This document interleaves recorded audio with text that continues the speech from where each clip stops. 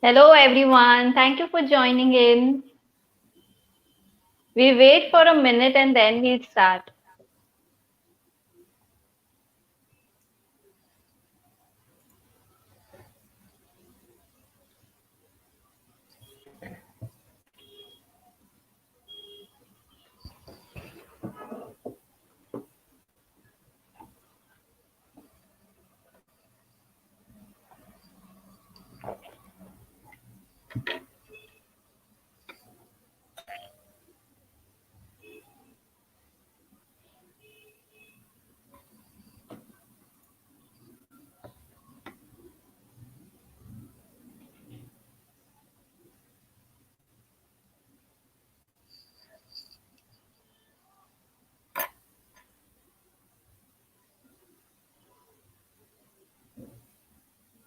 Okay, then. Welcome, everyone, again. Thank you for joining in. Good evening, and we'll start our webinar. So, I am Puja Dedhia, a co founder at listenworks and a psychologist. Today we've got this webinar of parenting the parents because we all know that parenting is such an important and a challenging responsibility, and like the way the child is brought up has lasting impact on their future well-being.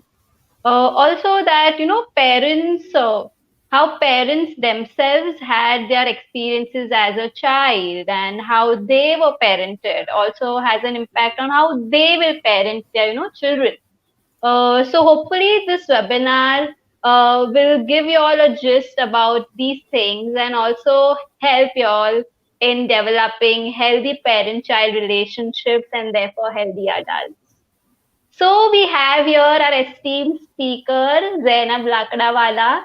She is the founder of Saral Parenting, a parenting mentor and an early childhood educator. She is here to simplify our journey of parenthood by bringing in less clutter and more clarity. And she'll be sharing her knowledge, experiences with us in order to manage our parenthood. Thank you so much, Zainab, for being with us today. Thank you so much for having me. It's a pleasure. Okay, then, without further delay, we'll start with our webinar. You all can list down or ask us any questions in the live chat option below, and we'll try addressing them in the second half of the seminar. So, Zainab, as you would know that while talking about parenting, we generally talk it in terms of the child, how the child is, etc., etc. But the parental aspect of parenthood is, somehow goes missing. So, can you put some highlight on what is that? What are those parental aspects that are important during parenting? So, first of all, understanding that we always think about when you're thinking about a parent child relationship, you're always focusing on the child. But Hmm. time and again, when I talk to parents and when they kind of look into themselves, or just in general, parenting is actually should be about the parent, because how you parent matters so much in the child. The child is looking at you at all the time. The parents are the role model for the child, Yes. so it becomes very important that we look and we actually grow ourselves inside so that we are the better parents for our child, because we're actually raising a future generation ahead. So Yes, that's why it's yes. important to look at the parental aspect in switching at parents. Okay, so how can somebody try looking at their parental aspects like in a way that you're describing right now? Right. So it's mainly to do with connection. How bonded do you feel with your child? And it's not in the times when you are having fun and laughing and enjoying, but when your child is probably throwing a tantrum or showing some behavior that you term as inappropriate or misbehavior, or something that's not acceptable by society, right? So by Hmm. hitting, throwing, saying rude, mean words, in that moment, how are you as a parent would kind of determine how is your relationship with your child. because everyone has an amazing relationship where they both are laughing, both are enjoying, Hmm. there's a lot love happening, which is obviously the most important thing. But more deeper level is how you are when your child is completely lost it in that sense, and we are losing it.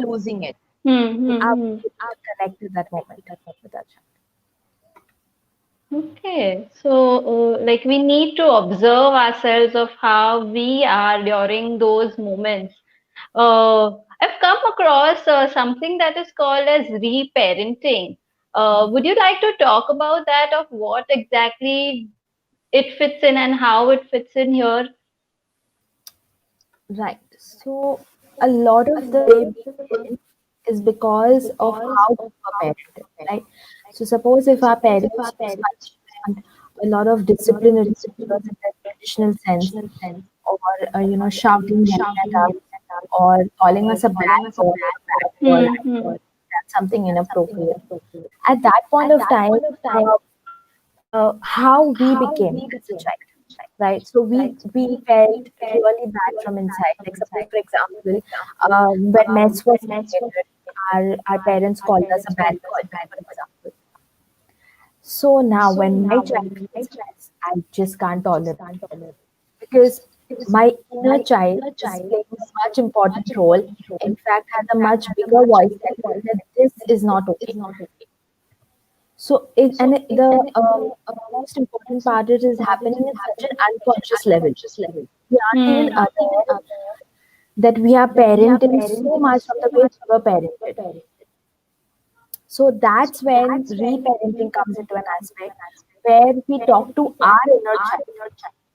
When a situation is tricky, when things are going wrong, when your child is doing some behavior that's not acceptable, asking yourself what is happening inside for me at this moment, not for my child. What's happening inside of me? Why am I getting so triggered? It actually makes a lot of sense, like how like our inner voices. I can actually imagine that, how even though we are not a parent, sometimes our inner voices play a very big role in how we do things. And like it's at a very subconscious level, and we are not even aware that that's happening to us. Oh, so is there any way where we can, awaken the inner child, or, we can become more aware about our inner child? Yeah, so as I said, that whenever there is a moment where you are getting triggered, okay, so if you are getting angry for something, or if you're getting irritated for some reason, there are Hmm. many other factors which play a role why you're getting angry, irritated. But one of them is how you were parented and how those topics or those issues were not accepted for you. And Hmm. that is why how it was in the society, or just like your parents did not accept that behavior. You you actually do that thing, same thing with the child. So when that situation is happening, we have to go back in and become curious that what is happening for me in this moment. Am I being triggered because of something that I don't like? Hmm. Hmm. Because see, mess is a very I can say relative for everyone, right? What is messy for everyone? So some people like too much pick and span. So we have to kind of question that this is going on for me. Is this not working for me? What's happening? I think, yeah, we have to start becoming curious in those very particular moments, and think about whether it's triggering me, and like what are my triggers, and why I am behaving a particular way with the child.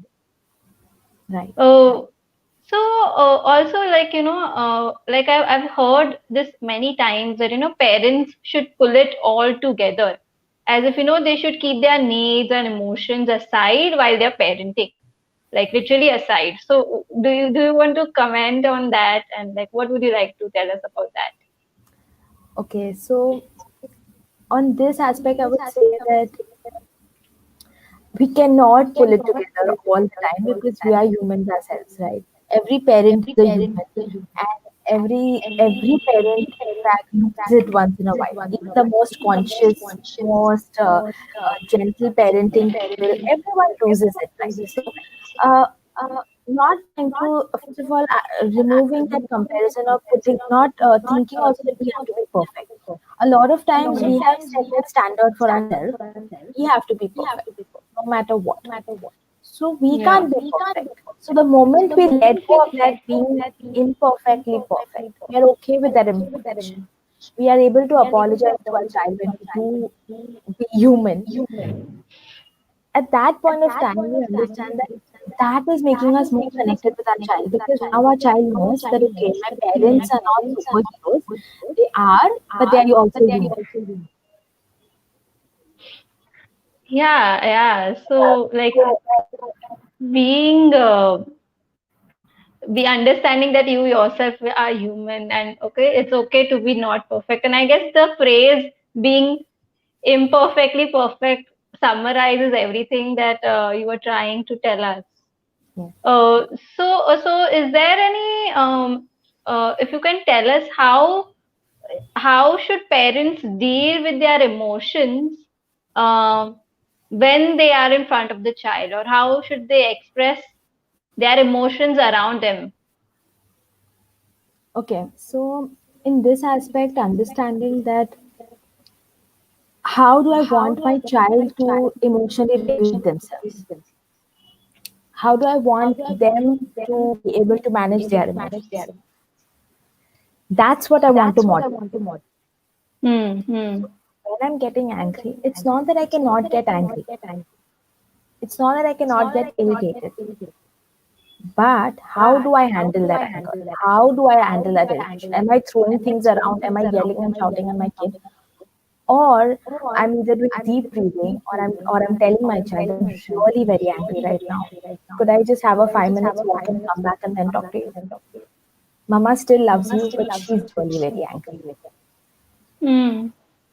Of course, like as you said also earlier, that we are the role models, like parents are the role models for their children. So, how we are going to express our emotions is how they are finally going to, probably express it in a similar way in their futures. So, we have to again be very aware of how we are doing that. Uh, yeah. Also, like another thing that came to my mind right now is sometimes, as parents, many parents don't feel, uh, they feel that they're not confident about their parenting skills, or they don't believe that, they are capable of parenting their children. Do you think that can have an impact on, the parenting? Definitely, how we look at ourselves, or how what self worth we have inside, right? Because parenting is just another relationship. So, how confident we come with in that relationship will make a very important difference. Now, if I'm always criticizing myself, if I'm always demeaning myself, if I'm always telling I'm not a good parent, the child is also picking up on that. Hmm. Hmm. So, but at the same point, there are skills, there are strategies, and if you are feeling, because there is this intuition that, okay, I'm not parenting, something is happening wrong. Something is telling me that I'm not able to parent my child the way I wanted to. Because, I mean, even when I was pregnant, there were a lot of things that you think, this is how you parent, this you'll be the best parent and the most perfect parent ever. And that bubble burst very soon. And so we understand that, okay, whenever I parent, and even if I do, and if I'm doing something wrong, let me learn. Let me learn the skills, let me learn the strategies. Because there are strategies, because there are skills to learn. And because even as parenting, just as if we are doing graduation, for psychology, for any subject, so Hmm. we have to train ourselves, right? But what culture tells us is that parenting just comes intuitively. But many things are there which does not come with intuition. We need to learn, we need to grow, we need to train ourselves how to kind of parent. a child, whom we want to raise more responsible, more caring, more loving, and all those qualities that we want in our child. Right, right. So if you can also share a few more of tips, like from your end, of how they can increase their self-worth, for particularly this parenting aspect. Right. So first of all, realizing that what's happening wrong. Why do you feel that you're a bad parent? Okay. So again, there's another aspect of the inner child that comes in, because sometimes as a child, everything, whatever you did was questioned by your parent. Hmm, hmm, Everything was told that no, this is not good enough. You need to give your 100%. And hmm. now, as a parent, you see that at some places you are not going to be all the time your best. It's just not possible. So understanding that, and then realizing that okay, now if first of all, again going back to that reparenting aspect, so by doing counseling or therapy or any such way, Yeah. getting to heal that inner child.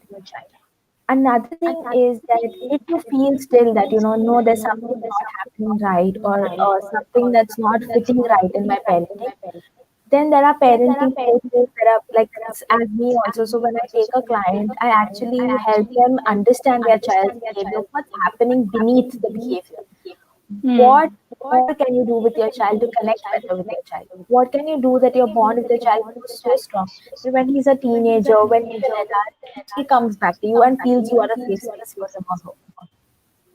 So that's how anything. For sometimes the confidence is something that's we have to work inside, but sometimes we really need to just go outside and take those tools, take those strategies, accumulate those skills, understand and learn, and then apply. So automatically that shifts from being confused to being confident in your parenting. Okay, okay. I think you've given us a lot of information of how it can either be inside work or something that's just outside there, and like we need to pick up and get going and improve our boost our self-worth regarding parenting. Um, so, like, while we are talking about parenting, like, I came across a lot of, I would say, myths in those sense regarding parenting. Like, of course, myths are not true facts, but they are, widely holded true statements. So one of them was that, there's a perfect parent, exists. If you find one, do let me know. Because uh, and the beauty is that whenever we see our parents, with all their mistakes and everything, we see their flaws every now and then, but we still, for us, they're perfect, right? Hmm. Yeah, they are. So there are perfect parents in that sense, that there are human parents, but just aiming for that perfection is just going to get you disappointment. Um, in fact, that connection is not going to go stronger, because now you're more focused on yourself than how I have to be perfect in everything. And that disappointment, that frustration is just going to come up with your relationship with your child. Because suddenly then you are going to just lose it. That now I cannot handle it anymore. I cannot be perfect anymore. And we don't want to come to that point and then lose it. Rather, have an understanding that okay, I'm doing the best I can. I'm doing my best, and sometimes, obviously, as a every human being, I'm going to make mistakes. I'm going to have my errors. I'm going to learn, because as the child is growing, the parenting challenges are different, and Hmm. so as Yeah, a yeah. parent, I'm constantly learning from my child what my child needs. No matter how many books we have on parenting, no matter how many guides we have for parenting, every now and then we are learning something very unique about our child, which is not there in any guide, not in any book. So every relationship and every child and every parent is also different. So understanding that.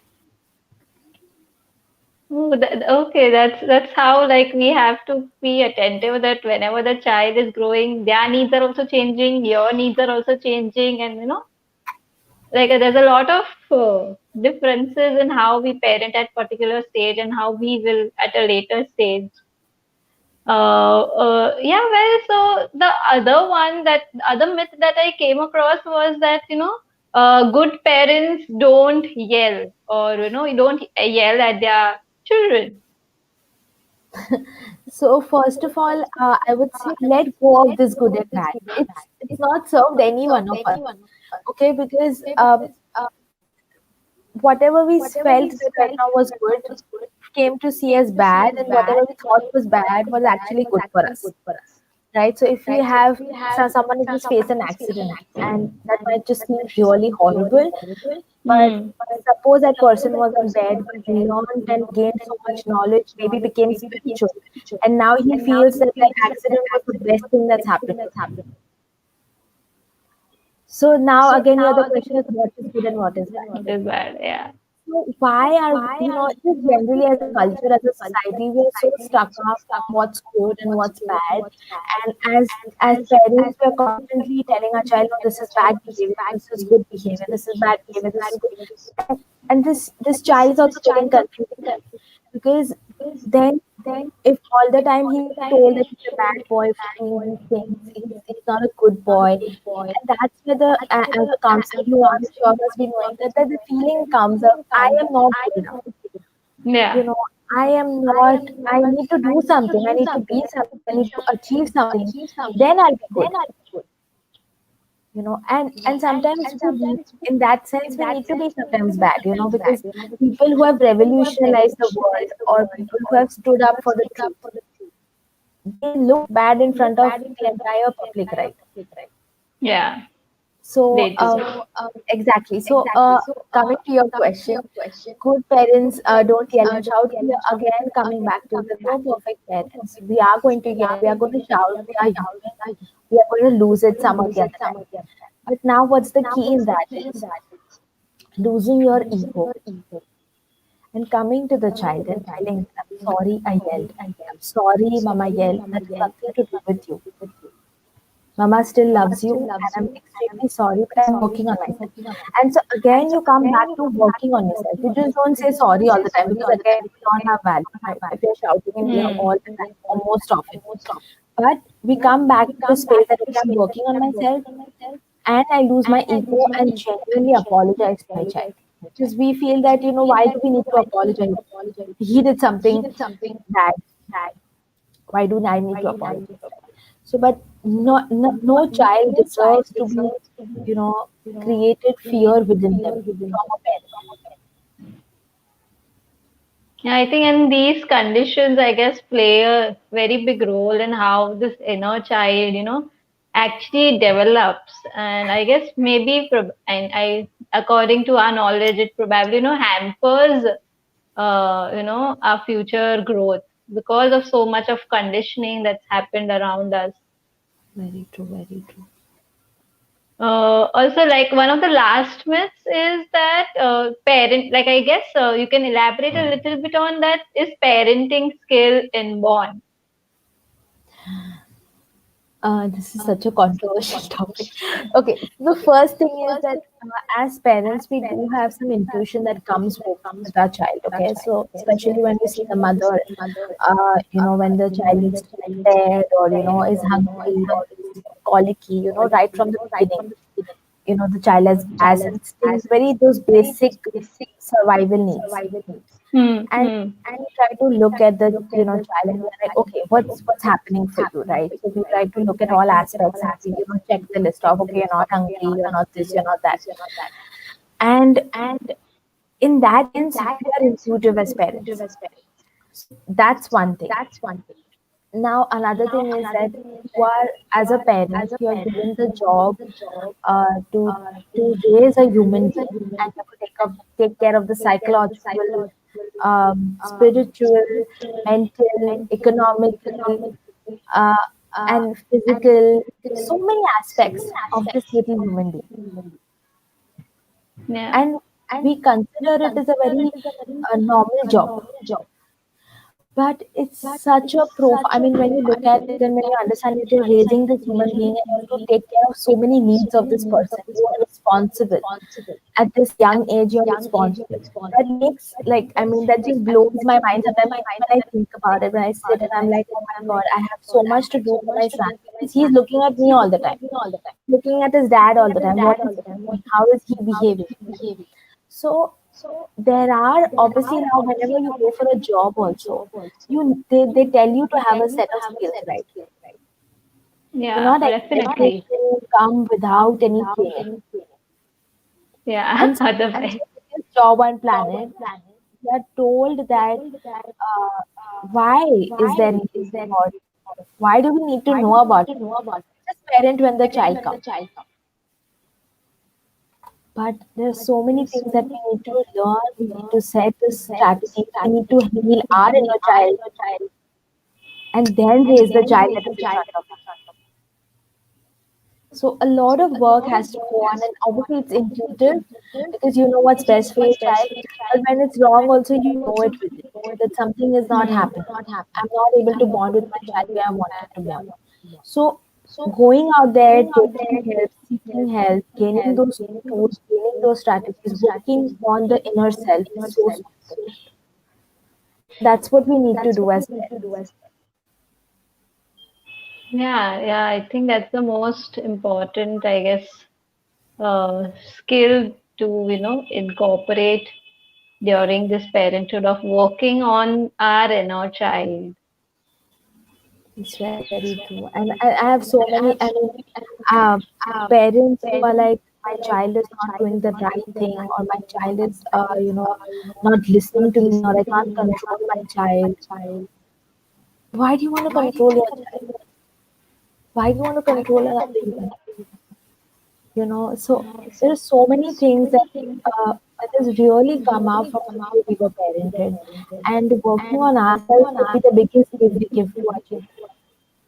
Because then we come with a clean slate. We are not putting all our belief systems or our assumptions uh, blindly, because there are so many things we have blindly heard or in fact subconsciously taken from our parents, from our culture, our society, and it's not serving anymore. There is a lot of signs that come that superstitions are like this. These are the myths. These are the facts, and so we need to educate ourselves, right? That are we like kind of pausing when you're teaching your child? Is this from my assumptions? Is this from set beliefs that I'm holding on to, that I'm sticking so tightly to? Because then when the child does something different, we can't take it. In that moment, we lose it because we are not used to the child. And yeah, even I have parents, that I was such an obedient child. Others might not truly obey me. And I'm like, why? Does the child need to obey you? Right? We don't want someone to, we want our child to be independent and a free thinker and all those qualities, but we want them in the future for the child when the child is an adult themselves. But understanding that right now, how and specifically at a young age, how you treat your child with respect, with care, with independence, with choices, how much ever possible, obviously setting those boundaries. It doesn't, I'm not talking here about being a permissive parent. I'm not talking here about not taking care of your child or letting the child hit someone or throw things. No, those things need boundary. But how we set those boundaries consistently, lovingly, firmly, and not being that okay, you can do anything. I won't let you do it, but you're allowed to feel your feelings. You're allowed to, be this person that you want to be. I know you have such, this desire to explore things, right? So understanding this child that is in front of us and also within us. Yeah, like the way we want a child to be in future, and I guess those skills start from the childhood. So Yes. instead of visualizing them in future, I guess it's a good idea to start giving those child those skills right away as they are growing. And being, being in COVID time and in this pandemic, a lot of things have changed, even for a parent and even for a child. Do you have something that you can tell parents of how they can cope this particular period uh, efficiently, more efficiently? Okay, so first of all, I think understanding that we are going through a pandemic. Okay, so it's something that's life changing for everyone. We all are sitting in our houses. I mean, now things have opened up for these couple of months. Schools have not yet started. Everything is online. So understanding that this is first of all in like 10, 15 years, these 2 3 years won't matter if we take that for a longer span also. Let's not take it 1 year, let's take it 2 years, right? Hmm. That 2 years of studies is not going to matter so much, right? But what's going to matter is how you were as a parent to the child, how you lived through the pandemic. Were you strong? Were you, how did you deal with your anxiety? How did you deal with your worries? Because obviously we all have become anxious. We all have had our worries, and I'm not saying not to become anxious and not to be worried, because that's not possible, right? When we have our feelings, when we have our thoughts, they do feel real. But how do we manage that? How do we handle that? So first, understanding that we are living through a pandemic and not being so obsessed about studies, because in studies also they are learning, but Yeah. outside also they are learning all the time. So having this notion that education ABCD 1 to 3 is the only thing that my child learns, or the only thing that for me my child is important, is not truth, right? How you are behaving as a parent, how you are modeling, right? How are you showing your skills, because the child in this time is learning life skills from you. So this entire perspective changes automatically. You calm down that okay, studies is important, but not so important that I have to be so stressed about it, that already there is so much anxiety within me, I've just increased my anxiety double fold. Also understanding that uh, you need to do the best you can, not to compare. Because I mean, even if you go on Instagram or if you go on any social media platform, there's a lot of comparison that happening within the parents. One parent is doing too many activities with the child. Every single day there's a new activity with the child, and the other mother is feeling, oh my God, I don't have time to finish my household chores. How can I, do this and this and this activity for my child? So, kind of loosening up yourself and not comparing, because every house is different, every parent, every child, as I said, is different. Another thing which I would really recommend or sort of emphasize on is independent for younger kids. We are, as parents, we think that it's a job to entertain and engage our child 24/7. The moment our child comes and tells, I'm bored, you're like, oh my God, you want me to do something for you, you want me to help you, you want me to entertain you somewhere. I need to give you another toy, I need to give you another activity. Yeah. And understanding that it's okay for the child to be bored, we also get bored. And in that feeling of being bored is when you can reach a level of creativity. So when your child comes and says, I'm bored, oh, I can hear you. You're really bored. That's it. What can we do? What do you think you can do?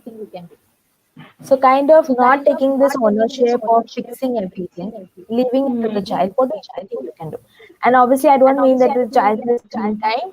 You go and give the screen to the child, because that again has to have some boundaries. That this is the amount of screen time that you get. What else can you do? Right?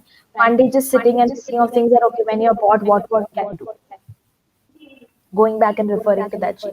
So independent play is a very, very big way that kids learn, and giving them that space, giving them that area just where they can explore, where you are not correcting them, where you're not criticizing them, where you're not telling them this is how you need to draw, this is how you need to color within the lines, this is how you need to build the Lego, right? So you give up this onus, have a cup of tea in peace, and let the child learn by themselves. So I think that's how we can see through the pandemic, or I could give to parents regarding this. I'm sure that there are really unique perspectives that even uh, being okay for them to be bored, or like it really is like such a unique perspective for me as well. Me as well, and Like, of course, paying attention to it, it's okay that they're learning inside, they're learning outside, so they're learning everywhere, and not being pressurized with it and not comparing ourselves are equally important for a parent to understand. Definitely, uh, definitely. so like moving ahead to the second part of the webinar, like we had a lot many questions that came in during registration and also during these live comments. We have a few of them. So we can I would be taking up a few questions, and like you can help them Sure, with sure, their queries.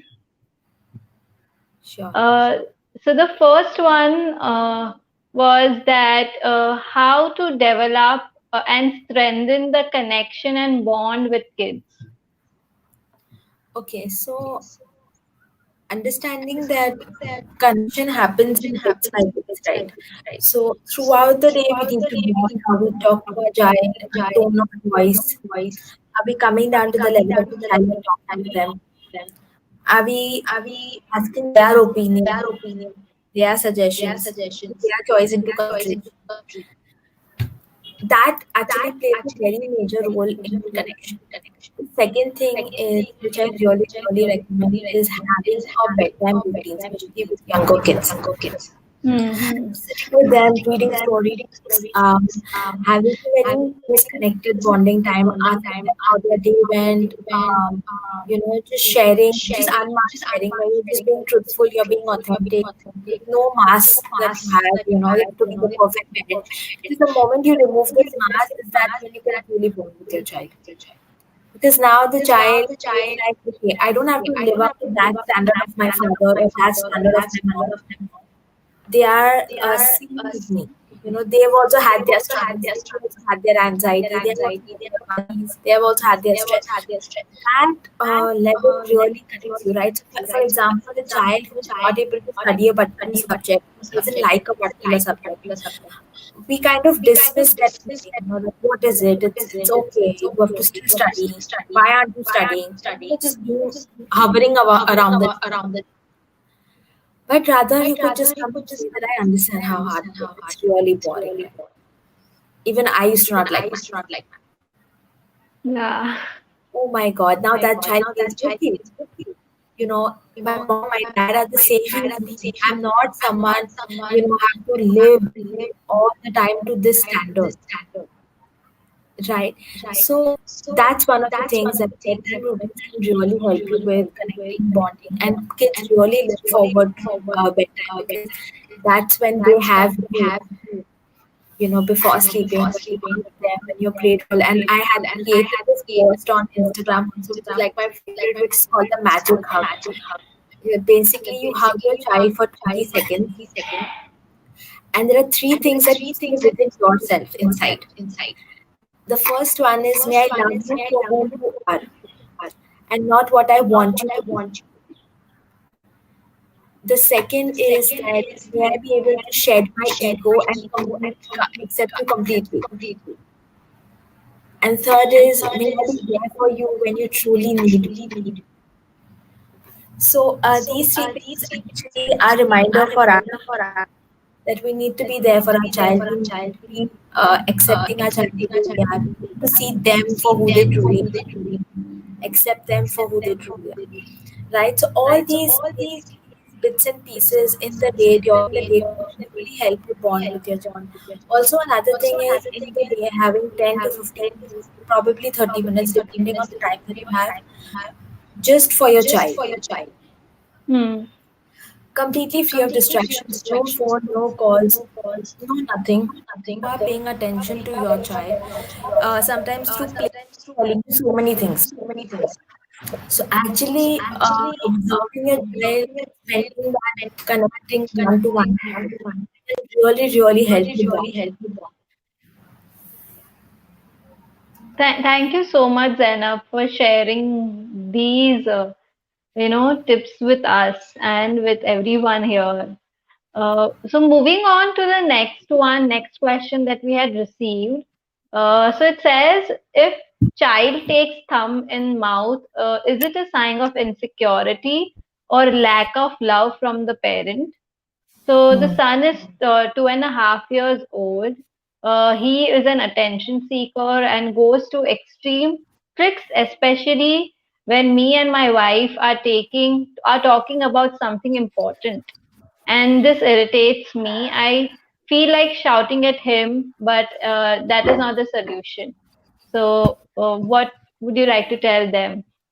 Okay, so first of all, understanding that that's a great thing that you realize that shouting is not the solution. It's a very short-term thing, right? When Hmm. you shout, Hmm. it creates fear, and the child will really keep quiet sometimes. But we have to work on this. So first of all, trying to see that are you actually, why is he being, or why are you thinking that he's being an attention seeker? Are you able to devote time to him? When you are devoting time, are you also talking with some other person? Are you on your phone? Is there divided attention? So there are a lot of things at place. I'm not saying that you're doing that. I'm just telling you that look at these aspects. Another thing is that suppose if you and your wife are talking something important, and um, your, I think, son, yeah. So your son comes and tells, this something, starts talking. You just look at the child, come down to their level, and just tell them that I heard you want to tell me something. I know it's really important, but I'm talking to mama, and that's important as well. Let me have that conversation, and I'll get back to you. Hmm. Hmm. Really looking in the eye of the child, trying to understand why is this behavior showing. So basically, when we are curious about our inner child, we have to be curious about our child as well. So why is this behavior showing? Why is he doing something like this? XYZ. What is this need? What does my child need from me? So maybe he's really wants your attention, as I just said, but it could be thumb, as you said. There is a lot of why do children suck their thumb? Because as babies we suck our thumbs because that made us feel very comfortable and secure and safe. Hmm. Yeah. So when things feel unsafe, when things feel insecure, the child goes back to safety. So try to look at that aspect. Another thing that I really want to tell parents here is that a lot of us are talking a lot about the pandemic all the time. We are stressing about how many number of deaths are happening. We are talking about, we're watching the news all the time, and the child is right there. Now, the thing with younger kids, they do not know where to process this information. Hmm. They can Hmm. see that stress on their parents, they can see the stress around, they're seeing the television, they're seeing all this negative news all the time. And it really, really does impact us. So being very conscious and mindful of how much of news and how much of the pandemic are you talking about in general also will play a very, very major role for all the parents who are very young kids. Yeah, I think it definitely does. Like being attentive how much stress is coming on from the environment. Yes, yes, yes. The kids can pick up on your energy like this. Yeah, sure. So, like the next question that we had received was that should parents show their verbal aggression towards any aged family member in front of their children? Okay. I would like to ask that person the question, do you want to show aggression? What is the behavior you want your child to learn? Okay. So any behavior that you are questioning, uh, just think in terms of, do I want to model this to my child? Hmm. So now, suppose for example, you are aged and now your child is an adult. Would you want him to yell or shout at you? I think that answers the Yeah. question, right? So we cannot, I mean, whatever, I mean, we have to, again, saying all this, I'm saying that we have to be assertive, we have to set boundaries, but they have to be loving, firm, and consistent. They don't have to be aggressive, they don't have to be with a lot of shrieking and shouting. But again, for many people out there, I understand it's not that easy, right? Because again, it comes from our inner child. Again, it's a way that we have seen our parents deal with us, and that Hmm. made us obey them. So we think that's the way to go. So really questioning, there's a lot of work that happens, if we try the path of conscious parenting. It's definitely not easy. It's not an easy path. Constantly being curious and questioning our own behaviors, I guess, is really difficult, but at the same time, really important.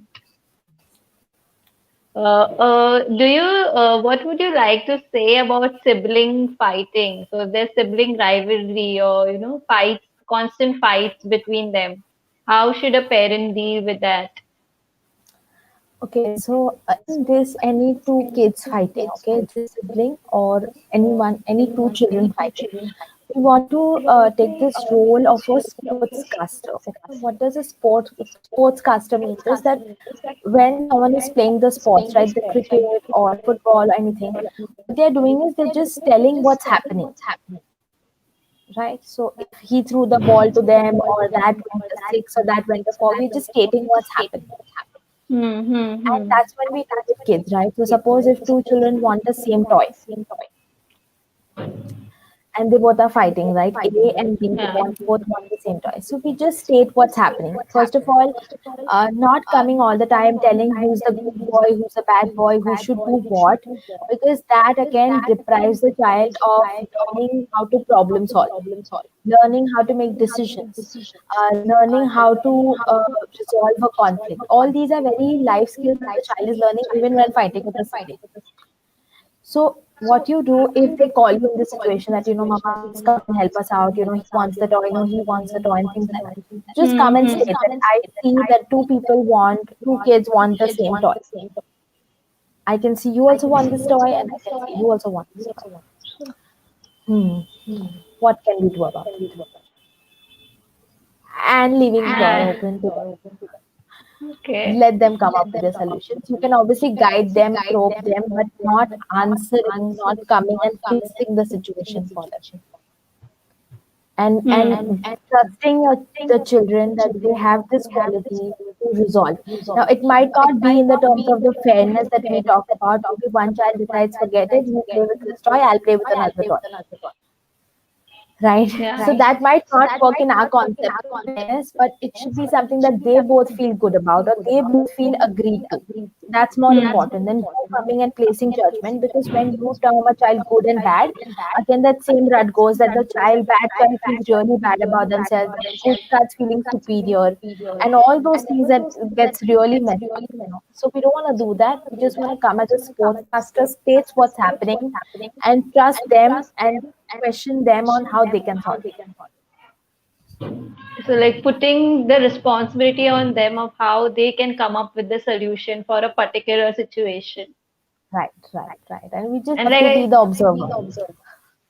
and then I guess the skill develops later on, like way more ahead. Definitely. Definitely, because see, gradually any skill is not mastered, right? We are still at the learning phase. So just expecting that one day they'll just resolve, they'll never have fights. Every time they will just solve a conflict. That's not the goal, and that's not something. Again, we are not aiming for perfection. Sibling rivalry, sibling conflict, everything is very age appropriate, very developmentally appropriate, and very normal. So we don't have to kind of be like, why are my two kids fighting all the time? Because every child is fighting with the other child, right? Because they all, I mean, younger kids, especially toddlers and preschoolers, they're very self-centered. They have this concept because they are developing their self-image. So they are looking always about themselves. They're not thinking, they don't have the ability to think about the other person's needs. So we have to be there to guide them, to support them in a safe and loving environment. At the same time, not labeling and naming any child. Of course, not labeling anyone for sure. So the next question that we have is how to cope up with parental aggression, like how to avoid making our children sad when we are when we are in that mode of being aggressive or something. Okay, so I just want to like say here, because of this question, that I'm having a workshop this Wednesday just completely on how to deal with our aggression, how to be calm when our child is being chaotic, right? Because it's so important that we are calm, we are emotionally self-regulated, we are able to look at things logically, because when we are very aggressive or when we have lost it completely, we cannot help our child. because Hmm. our logic has gone out of the window. So we can't come in expecting the child to behave in a certain way. Also, another important thing is that I kind of let this people think that, when even you as an adult is shouting and yelling, and even the child is shouting and yelling, then who's the adult here? Who are you expecting to lower down their voice, become emotionally self-regulated? Another thing is that young kids don't have the ability to self-regulate themselves. It really helps to understand, okay, my child cannot calm themselves down, then the onus comes on me, right? And always when you're losing it, trying to look at a lot of factors that obviously I discussed in the workshop, but a lot of factors of what's happening within me that's causing me to become this aggressive. What's happening within me that's making me yell at my child, right? And there are a lot of Right. strategies also to learn, because it's not, as I said, it's not a one day thing to just change. Because you are also human, so you have these things. It's a lot of practice. It's an ongoing practice that we need to constantly take. Yeah, yeah, definitely. So like we'll take a couple of more questions and now. So one of them is, does my relationship with my partner affect my child? Definitely, because a lot of things happens between you and your partner, right? Again, it's a relationship of a sort. So many times we see that how I talk to my partner, how I respect my partner is a lot that is being seen by the child, right? Hmm. We know sometimes that when children grow up, they've seen a lot of aggression in the house, they've seen abuse in the house. Then they are taking the stand one day, they are becoming the adult over there and saying that now you cannot hit my mom or now you cannot hit my dad or something like that, right? So a child is observing a lot and absorbing also a lot. So both ways, like how I'm with my partner is constantly being observed by my child. And how do we want to show our marriage to our child? How should be a union of two people? So that also plays a very important role. I mean, obviously, you can have conflicts with your partner, and also not trying to hide from the child. Sometimes we try to hide, that we had a Hmm. fight with a partner. So not trying to hide and not trying to, because the kids again pick up on that vibe also. They know that something has happened with mama, papa, right? Yeah. Um, Rather coming to our child and saying that yes, we disagreed on something that did happen, suppose for example about yelling and shouting, and we are working it out. We are working on the problem that we're trying to fix, or trying to solve. So being very clear, but again very age appropriately, not telling the child too much also that he has to take the stress now, Hmm. but being very authentic with the child that yes, something did happen and mama papa are not okay and they're working. So being very truthful about it. Being very transparent, I guess, in front of the child.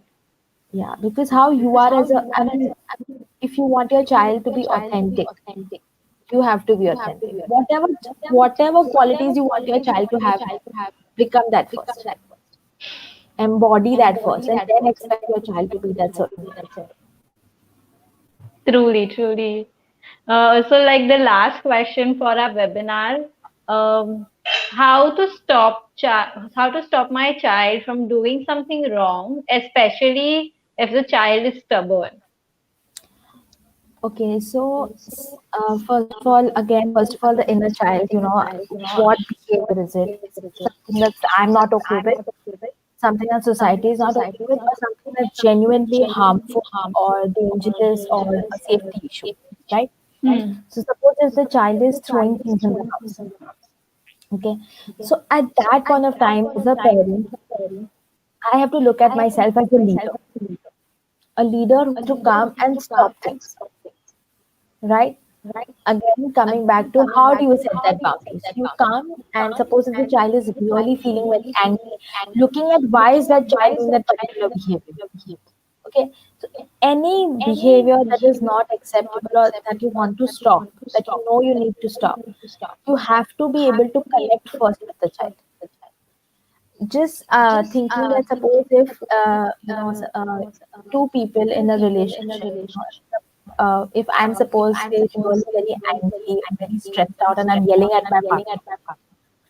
Now, if my partner starts yelling back at me, there's going to be a full-on drama, and there's just going to be a lot of shouting and yelling with absolutely no solution, and two people probably being really hurt, sad, and upset at the end, right? Hmm. But if suppose if I'm shouting and yelling, and my partner is like, "I'm here, I'm there for you. Tell me what's happening for you." In that moment, I'll be like, "Okay, this person is trying to understand me. Is trying to understand what I'm feeling, what I'm going through. Is trying to look underneath my behavior.